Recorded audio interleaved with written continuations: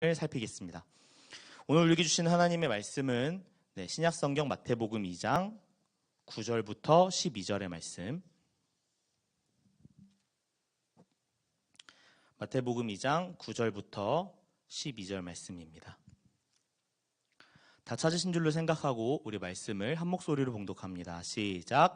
박사들이 왕의 말을 듣고 갈새 동방에서 보던 그 별이 문득 앞서 인도하여 가다가 악이 있는 곳 위에 머물러 서 있는지라. 그들이 별을 보고 매우 크게 기뻐하고 기뻐하더라. 집에 들어가 아기와 그의 어머니 마리아가 함께 있는 것을 보고 엎드려 아기께 경배하고 보배합을 열어 황금과 유향과 모략을 예물로 드리니라. 그들은 꿈에 헤롯에게로 돌아가지 말라 지시하심을 받아 다른 길로 고국에 돌아가니라. 아멘.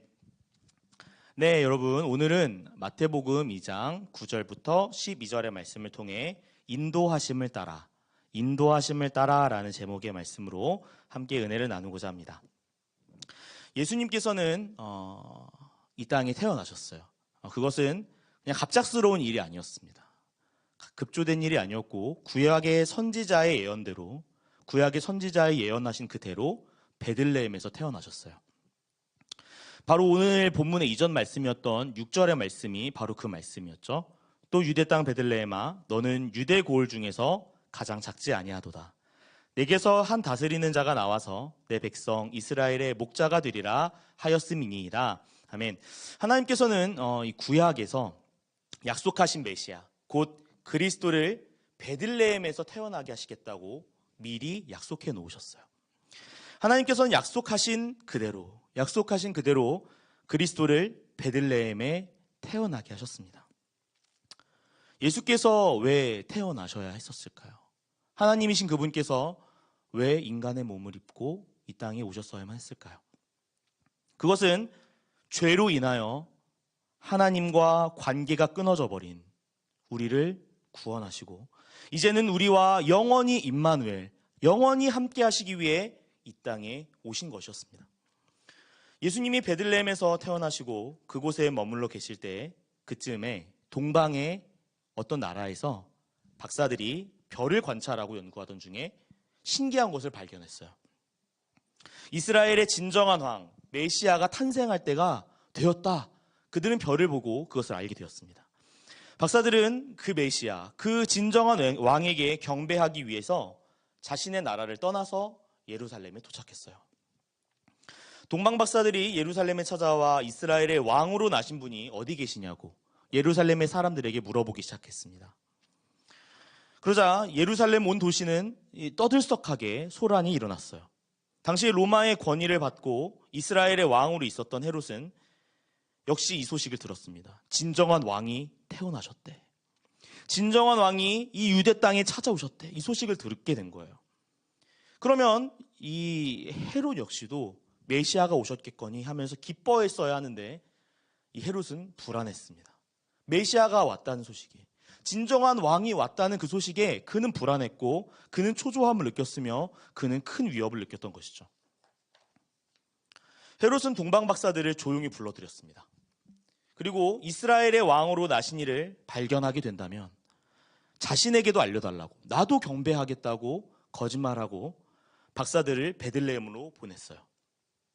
오늘의 본문은 이 동방 박사들이 이스라엘의 왕으로 나신 이를 찾기 위해 예루살렘의 왕궁을 떠나서 베들레헴으로 향하는 이야기를 담고 있습니다. 동방 박사들은 이 베들레헴으로 향했어요. 우리도 한번 그 박사들과 예루살렘에서 베들레헴으로 가는 여정에 참여했다고 한번 생각해 봅시다. 메시아가 베들레헴에서 나신다는 것을 알았다고 해도 여러분 사실 이 캄캄한 아주 막막한 상황이 펼쳐진 거예요. 왜냐하면 이 박사들은 예루살렘의 궁전에 당연히 왕이 태어나실 줄 알았는데 거기에 왕이 안 계셨던 거죠. 그럼 왕이 베들레헴에 있다고 알게 되었다 해도 마음이 편하지 않죠. 베들레헴의 집이 한두 채면 모르겠지만 그 동네에 가서 또 왕을 찾아야 되는 것이 아니겠습니까? 사실 이 걸음은 굉장히 막막한 걸음이었습니다. 베들레헴에 도착한다 한들 그곳에서 어떻게 예수님을 빠르게 찾을 수 있냐는 말이에요. 서울에서 김서방 찾기라는 말이 있죠. 그것처럼 베들레헴에서 나신 아기를 찾는다는, 왕으로 나신 아기를 찾는다는 것은 쉽지 않은 일이었어요. 이들이 막막한 걸음을 걷고 있을 그때에 놀라운 일이 일어났습니다. 오늘 본문 9절의 말씀이죠. 9절의 말씀을 우리 함께 봉독합니다. 9절입니다. 박사들이 왕의 말을 듣고 갈새 동방에서 보던 그 별이 문득 앞서 인도하여 가다가 아기 있는 곳 위에 머물러 서 있는지라. 아멘. 바로 박사들이 동방에서 발견했던 그 별, 그 별을 통해서 이스라엘의 진정한 왕이 나셨구나라는 것을 알게 되었던 그 별이 갑자기 다시 박사들의 눈앞에 나타나기 시작했던 거예요. 그래서 베들레헴으로 가던 이 막막했던 그들의 걸음이 그 별로 인하여서 순탄하게 베들레헴까지 갈 수 있었죠. 이와 같이 마찬가지로 우리도 살다가 보면은 참 막막한 일들을 경험하게 됩니다. 오늘 마치 동방 박사들이 예수님을 찾으러 베들레헴에 가는 여정처럼 도대체 뭐부터 해야 될까? 베들레헴에 가서 어디를 찾아야 하지? 뭐부터 해야 될까? 하는 어떤 인생의 어려움들, 인생의 막막함들이 우리를 종종 찾아오긴 하는 것이죠. 박사들에게 막막하고도 참 어려운 걸음이었지만 하나님께서는 별을 통하여 박사들을 인도하셨어요. 여러분, 그 박사들을 인도하신 하나님은 누구의 하나님이십니까? 나의 하나님이시죠.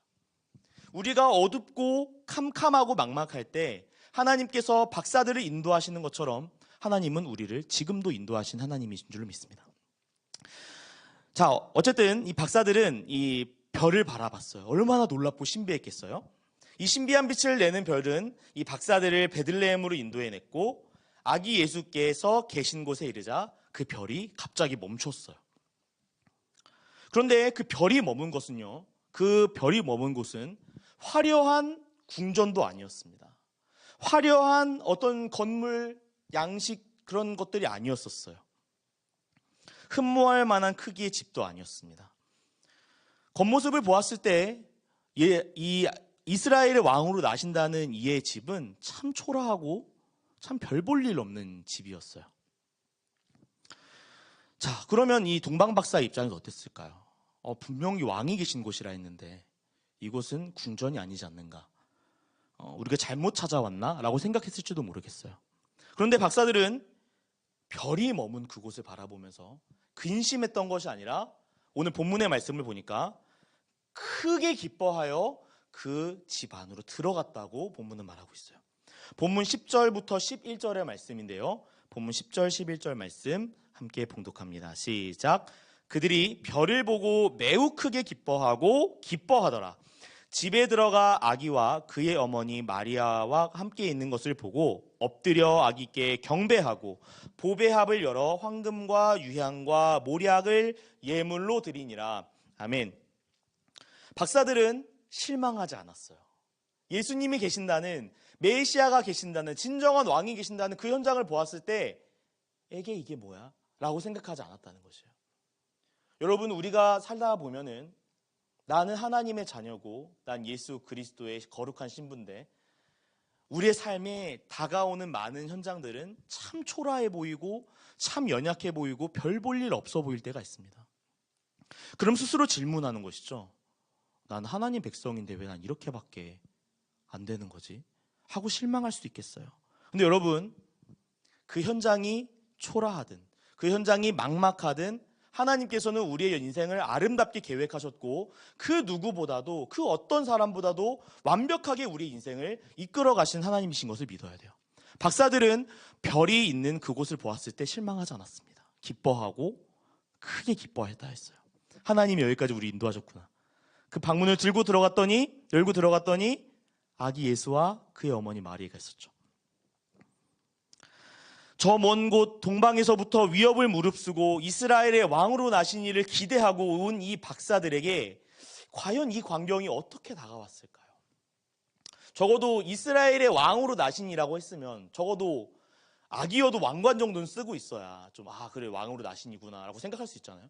근데 너무 평범한 거예요. 흠모할 만한 것이 없는 거예요. 아기 예수님과 어머니 마리아의 모습은, 위협 있는 왕의 모습은커녕 너무나도 열악하고 너무나도 비천해 보이는 이 상황을 보면서 동방 박사들이 당황하지 않았을까라는 생각을 해보게 되었어요. 이 말씀을 준비하면서 한 영화가 떠올랐습니다. 여러분 쿵푸어슬이라는 영화 혹시 보셨나요? 굉장히 옛날 영화죠. 제가 옛날 영화를 좋아해가지고 쿵푸어슬이라는 영화를 되게 좋아했었어요. 주성치 감독이 찍은 영화죠. 이 영화를 보면은 이 주인공이 무림의 고수를 찾아가는 내용이 있습니다. 여러분이 잘 아시는, 이 영화를 보셨다면 잘 아실 거예요. 그 무림의 고수가 누구였어요? 두꺼비 권법 쓰는 그 아저씨잖아요. 그런데 그 무림의 고수를 찾아 산전수전 겪어서 무림의 고수를 딱 만났는데 무림의 고수의 모습이 어땠어요? 우리가 생각하기에 무림의 고수라고 하면 근육이 쫙 갈라지면서 이 옷도 되게 멋있는 도복을 입고 되게 빛나는 모습으로 딱 자태를 갖출 것 같은데, 그 무림의 고수라고 말한 사람은 머리가 다 빠진 채로 지저분한 러닝 셔츠를 입고 슬리퍼를 신는 아주 허름한 차림의 노인이었어요. 주성치가 굉장히 실망했죠. 그 주인공이 그것을 보면서. 이와 마찬가지로 동방 박사들도 왕을 찾아서 저 먼 곳에서 찾아왔잖아요. 그럼 적어도 이 왕의 뒤에서 후광 정도는 있어야, 왕관 정도는 쓰고 있어야 저분이 왕이시구나 하고 경배할 텐데 별 볼 일 없는 거죠. 사실 동방 박사들이 봤을 때 별 볼 일 없네 라고 생각할 수 있겠잖아요. 도대체 아기 예수를 바라보면서 도대체 경배할 만한 것이 무엇인가? 박사들이 문을 열고 들어가 그곳을 바라봤을 때 이 집이 아닌가 보다 하고 문을 다시 닫고 나올 수 있는 상황이고, 도리어 그래도 인사까지는 해야겠다라는 생각에 엎드려서는 절하지 못하겠고 그냥 간단하게 목례 정도만 하자라고 목례만 했을지도 모르겠고, 또 어쩌면 우리가 뭐 선물을 가져왔으니까 그냥 안 드리기는 좀 죄송하고 황금은 비싸니까 좀 제쳐놓고 모략 이 정도면 좀 드려도 될까 하고 모략 정도만 주는 그런 모습을 보이지 않았다는 거예요. 그들은 아기 예수와 어머니 마리아를 보고 어떻게 했죠? 그들의 무릎을 꿇고 그의 머리를 땅에 대며 엎드려 나신 아기께 경배했습니다. 마치 왕을 맞이하듯 바닥에 엎어진 채로 예수님을 온전하게 경배했던 거예요. 그리고 그들이 가지고 왔던 귀한 예물들을 드렸습니다. 왜죠? 도대체 그분은 경배받을 만한 모습은 아니었잖아요. 그런데 이들은 알았어요. 예수님은 이러한 경배를 받기 합당하신 분이고, 예수님은 내가 엎드러 절하여도 전혀 부끄럽지 않은 만왕의 왕이시며 황금과 유향과 모략과 내 모든 것을 바쳐도 아깝지 않은 하나님이시다. 그것을 그들이 알게 됐던 거예요. 그러면 여기서 동방 박사의 모습을 보면서 우리에게 질문해 볼 수 있겠습니다. 여러분, 우리는 어떤가요? 우리는 무엇 때문에 오늘 이 황금 같은 이 시간에, 황금 같은 이 주일 점심에 하나님을 예배하고 경배하고 있는 것입니까? 우리가 만난 예수님은 어쩌면 참 초라한 예수님일지도 모르겠어요. 여러분, 예수님을 실제로 만난 적 있으신가요? 아마 없으실 거예요. 그런데 우리가 성경에서 예수님을 만났을 때 그분이 정말 나를 사랑하시는 분이라는 걸 느꼈을 때 그 현장은 어떤 현장이었죠? 가장 비참한 자리, 모든 물과 피를 다 쏟으시고 온몸이 벌거벗긴 채로 왕이신 그분이, 하나님이신 그분이 십자가에 매달려서 처절히 죽어가시는, 정말 아무런 흠모할 만한 것이 없는 아주 처절한 현장이었다는 거예요. 도저히 그곳에서는 경배를 할 만한 것도, 그분께 영광을 돌릴 만한 것도 전혀 없는 자리와 같이 보였다는 것이에요. 그러나 우리는 그 가장 비참한 현장, 그 가장 비참하고 가장 참혹했던 그 자리가 바로 우리를 죄와 사망에서 구원하여 주신 생명의 자리, 영원한 생명의 자리, 그 바로 영광의 자리가 바로 십자가에 있다는 것입니다. 어떻게 보면 동방 박사들이 맞이했던 그 자리보다 더 훨씬 참혹해요. 동방 박사들은 그래도 살아있는 예수님 만났잖아요. 아기였잖아요. 그런데 우리가 만난 그 자리는 어떻죠? 벌거벗긴 채로 십자가에 매달려서 물과 피를 흘리시는, 정말 흠모할 만한 것이 없는 그 모습을 바라보면서 우리는 어떡하죠? 저 십자가에서 주님께서 나를 구원하셨다, 감사하며 주님을 경배하는, 나를 위해서 목숨을 내어주신 주님께 마땅히 기뻐하며 경배하는 것이 우리의 예배의 자세가 되어야 된다는 것입니다. 이것이 우리의 예배의 이유인 것이에요.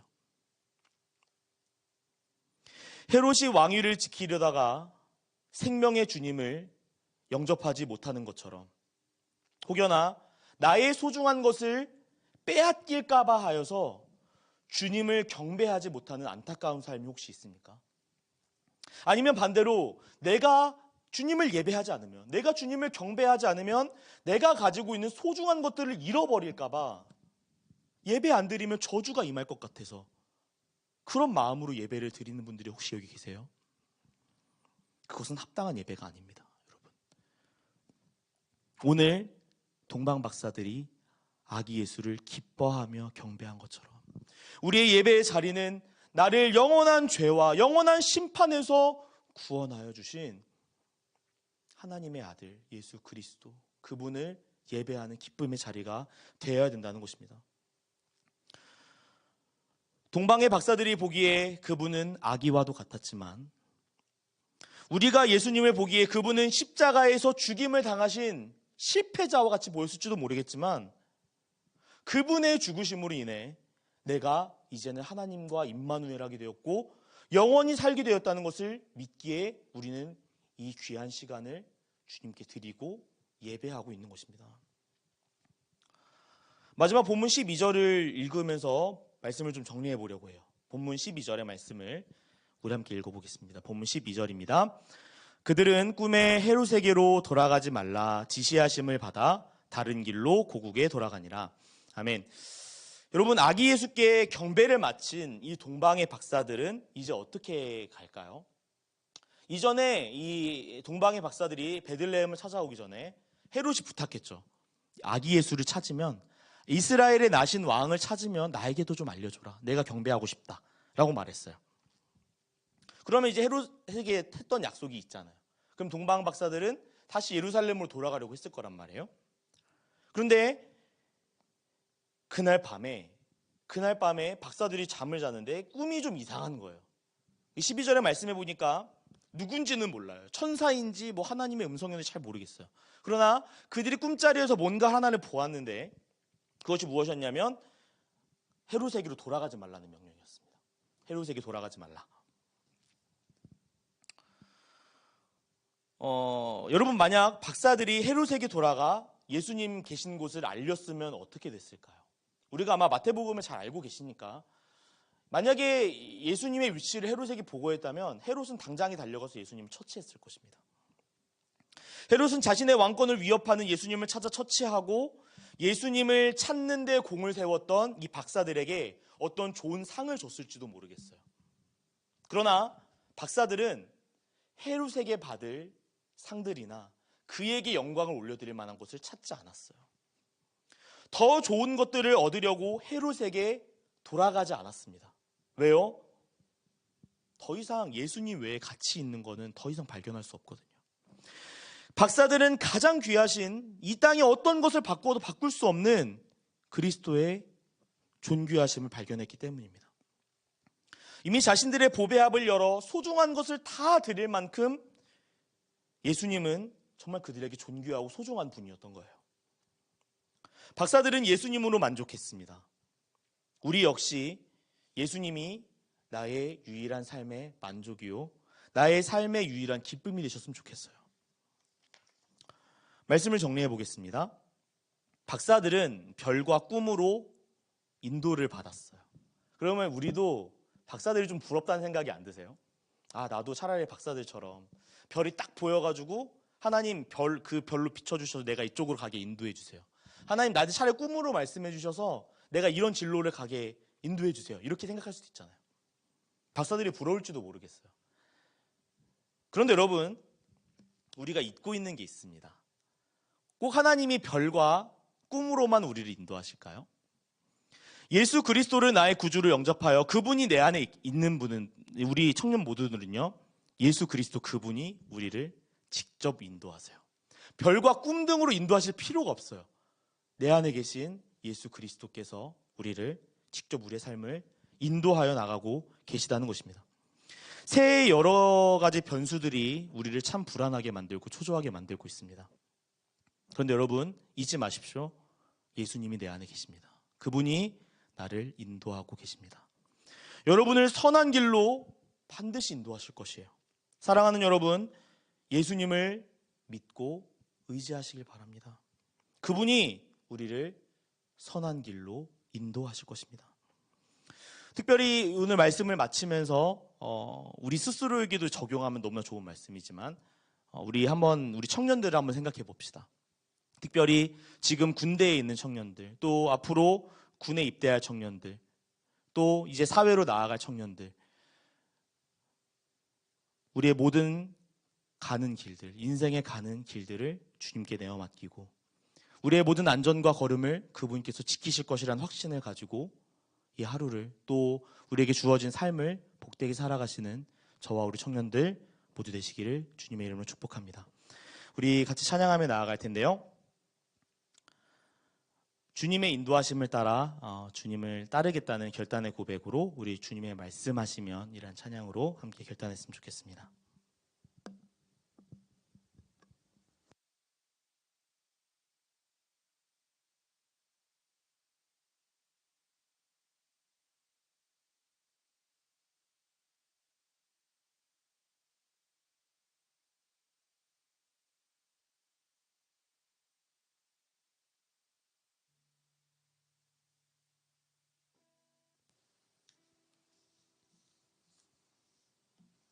네, 우리 주님 말씀하시면 같이 찬양합시다.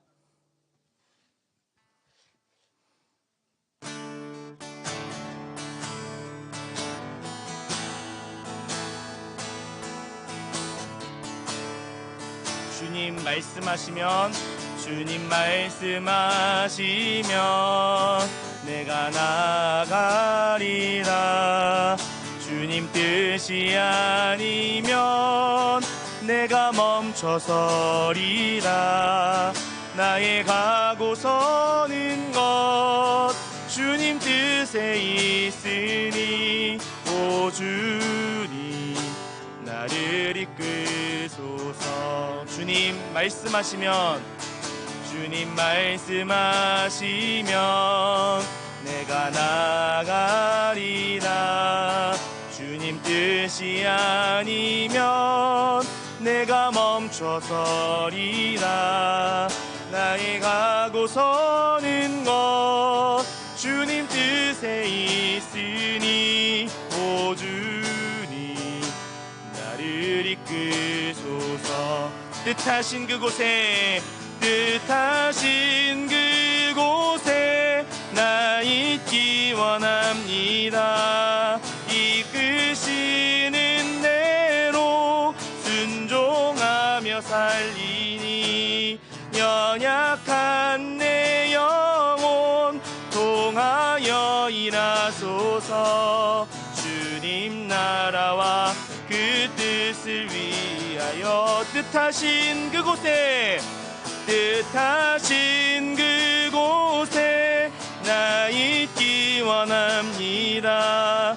이끄시는 대로 순종하며 살리니 연약한 내 영혼 통하여 일하소서. 주님 나라와 그 뜻을 위하여 오 주님 나를 이끄소서. 주님 말씀하시면 내가 나아가리. 주님 뜻이 아니면 내가 멈춰서리라. 나의 가고 서는 것 주님 뜻에 있으니 오 주님 나를 이끄소. 주님 말씀하시면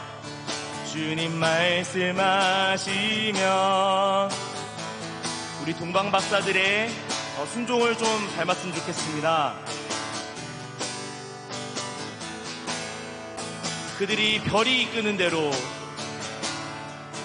그들이 꿈이 이끄는 대로 그들은 순종하며 나아갔습니다. 주님, 이 시간 주님 우리 가운데 말씀하여 주셔서 우리가 주님을 따라가게 하소서. 뜻하신 그곳에 나 있기 원합니다. 이끄시는 대로 순종하며 살리니 연약한 내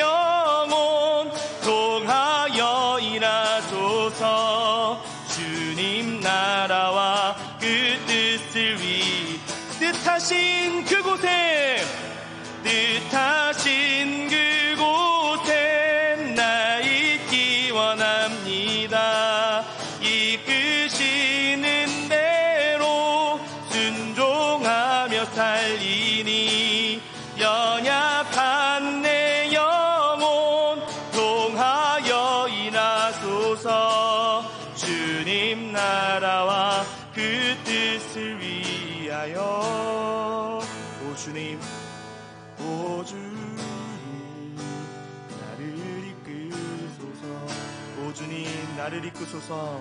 오 주님 나를 이끄소서. 오 주님 나를 이끄소서. 오 주님 나를 이끄소서.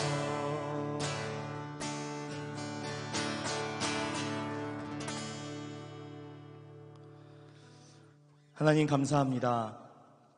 하나님, 동방 박사들이 주님이 보여주시는 별을 쫓아서, 또 동방 박사들은 주님이 꿈에서 나타나신 그 역사로 인하여 순종하여 자신의 뜻을 정하고 나아갔습니다.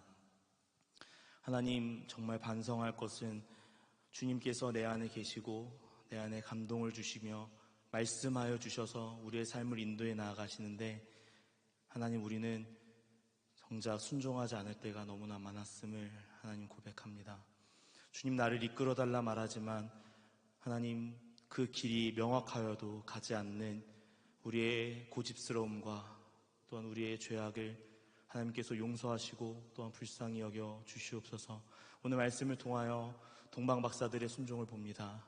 그들이 악있게 경배하러 별을 쫓아가았고, 또한 꿈에서 그들에게 지시하시는 주님의 말씀을 쫓아서 자신의 영광과 자신들의 이익을 취하지 않고 오직 그 말씀에 순종할 수 있었던 것처럼, 하나님, 우리가 따라가는 표대는 하나님 우리의 이익과 우리의 유익과 우리의 것들이 아니라 우리가 따라가야 할 표대는 오직 내 안에 계신 주님이시며 주님의 말씀이시오니, 하나님, 우리 가운데 부드러운 마음을 주시고 하나님의 말씀에 따라 나아가 주님이 준비해 놓으신 아름답고도 고귀한 삶을 살아갈 수 있도록 주님 늘 우리를 인도하여 주시옵소서. 하나님, 특별히 하나님 사회에서 또한 일에서 또 용돈을 받아서 또 주님의 것이라고 구별하여서 주님께 드린 주님의 청년들을 기억하여 주시옵시고, 하나님 이 예물이 하나님 정말 영혼과 생명이 살아나는 복된 자리에 쓰임받을 수 있도록 인도하여 주시되, 특별히 우리 사랑하는 청년들 주님을 사랑하여 드리는 예물이오니 주님 기쁘게 받아주시고 복되게 하여 주시옵소서. 하나님, 새해를 시작합니다. 새해를 시작하는 가운데 막막하고 두려운 현실들 가운데 하나님 낭망하고 절망하지 않게 하여 주시고, 주님께서 우리를 동방박사를 인도하신 바와 같이 인도하실 것을 믿고 주님께 나아가는, 담대하게 나아가는 우리 청년들 모두 되어줄 수 있도록 하나님 인도하여 주시옵소서. 감사드리며 우리를 죄에서 구원하신 우리 구주 예수 그리스도의 이름으로 기도드리옵나이다. 아멘. 주님께서 가르쳐 주신 기도로 청년 예배를 마치도록 하겠습니다. 하늘에 계신 우리 아버지여, 이름이 거룩히 여김을 받으시오며 나라에 임하옵시며 뜻이 하늘에서 이루어진 것 같이 땅에서도 이루어지이다. 오늘날 우리에게 일용할 양식을 주옵시고 우리가 우리에게 죄 지은 자를 사하여 준 것 같이 우리의 죄를 사하여 주옵시고 우리를 시험에 들게 하지 말게 하옵시며 다만 악에서 구하옵소서. 나라와 권세와 영광이 아버지께 영원히 있사옵나이다. 아멘.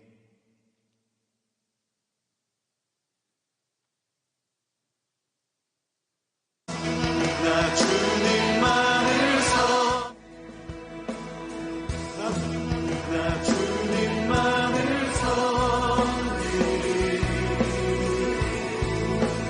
헛된 마음 버리고 성령이여 내 영혼 충만하게 하소서. 나 주님만을 섬기리. 헛된 마음 버리고 성령이여 내 영혼 충만